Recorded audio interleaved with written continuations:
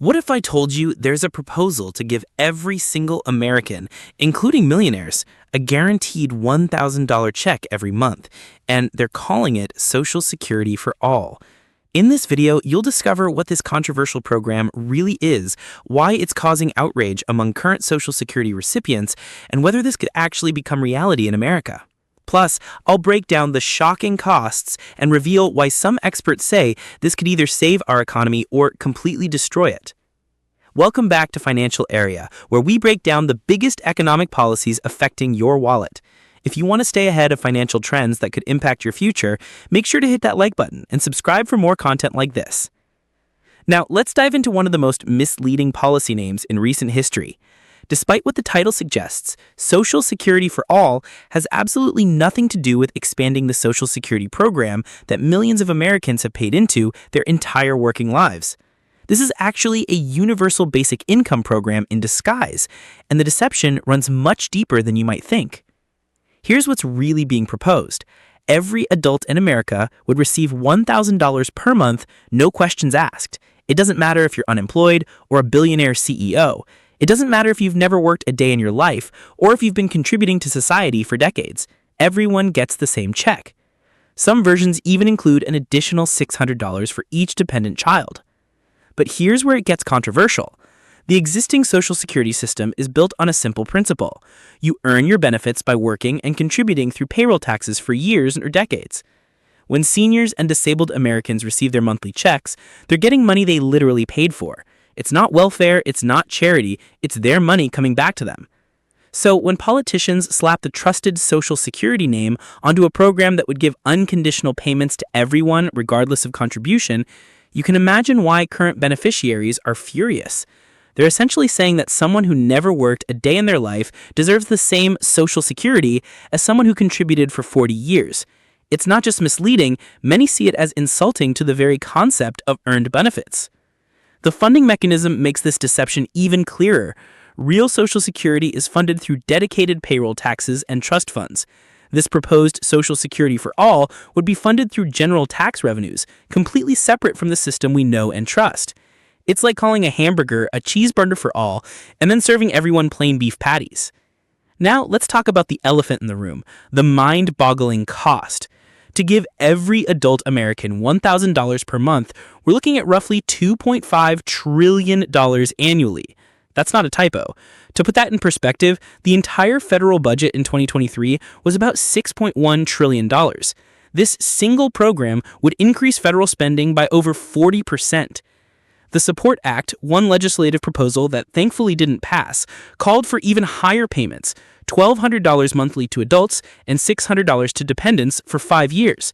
The price tag would have been astronomical, requiring either massive tax increases on everyone or devastating cuts to existing programs that vulnerable Americans depend on. Some economists have proposed alternatives like the negative income tax, which would only provide payments to people earning below a certain threshold, like the median household income. If someone makes $63,000 but the median is $75,000, they'd receive $12,000 over the year to bridge that gap.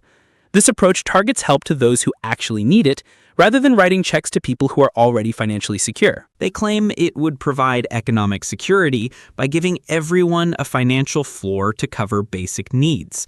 They argue it would simplify our complex welfare system by eliminating eligibility requirements and reducing bureaucracy.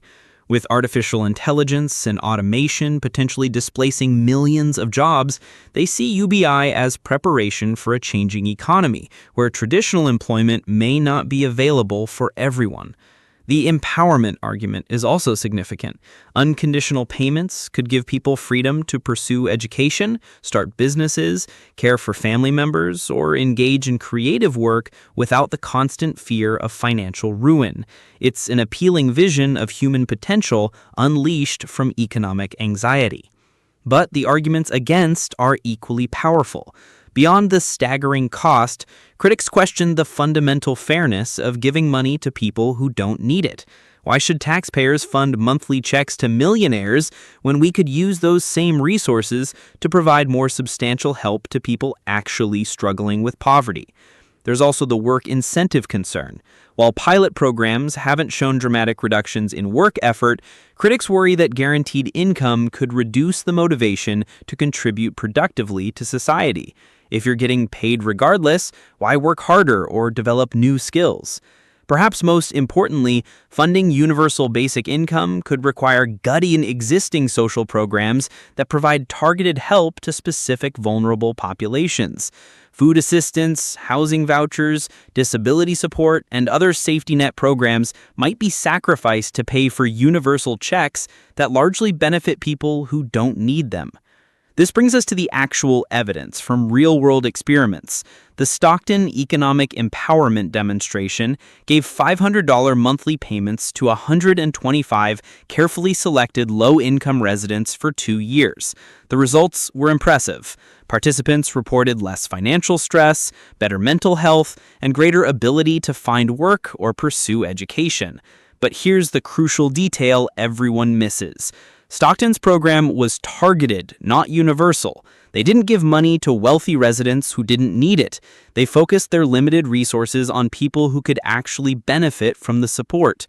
Similar targeted programs in Los Angeles, Chicago, and Denver have shown consistently positive results because they're designed to help specific people with specific needs. The success of these targeted programs actually undermines the case for universal basic income. If giving money to people who need it works well, why waste resources giving the same amount to people who are already financially secure? It's like saying that because crutches help people with broken legs, we should give crutches to everyone, including marathon runners. Looking toward the future, there's no question that artificial intelligence and automation are reshaping our economy in unprecedented ways. Jobs that seemed secure for generations are being eliminated or fundamentally changed. The skills that made someone valuable in the job market yesterday might be obsolete tomorrow. This economic disruption is real and deserves serious policy responses. But there's a difference between preparing for change and panicking into massive, untested programs. Some form of income support may indeed become necessary as technology advances, but rushing into trillion-dollar universal programs without understanding their long-term consequences could be catastrophic. The political reality is that universal basic income remains deeply controversial. Public opinion is sharply divided, with many Americans supporting the concept in theory but balking at the massive costs and practical challenges.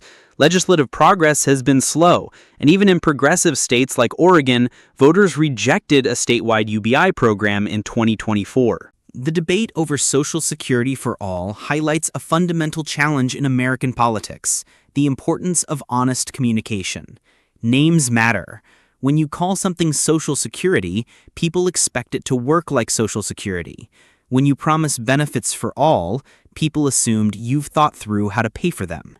Misleading language creates confusion, builds false expectations, and ultimately damages trust in government. If advocates believe universal basic income is good policy, they should defend it honestly under its real name. They should explain clearly how it differs from earned benefits, where the money will come from, and what programs might be cut to fund it. The American people deserve transparency, not marketing gimmicks designed to hide their true nature. So, what should you do with this information? First, stay informed about these proposals as they develop. Understand the difference between targeted programs that help people in need and universal programs that distribute money regardless of need. Ask hard questions about costs, funding sources, and trade-offs. Second, make sure you're maximizing the benefits available to you right now.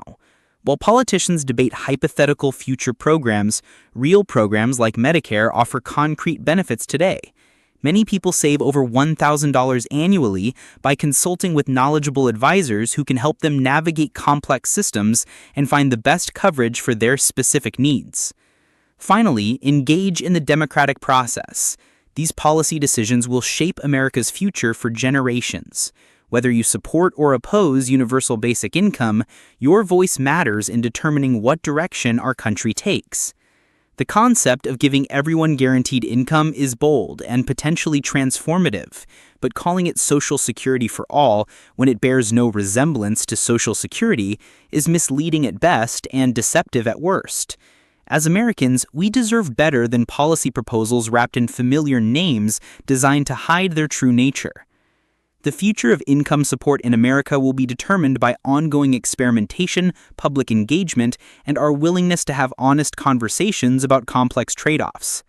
Targeted programs have shown real promise in addressing poverty and inequality. Universal programs remain largely theoretical and astronomically expensive.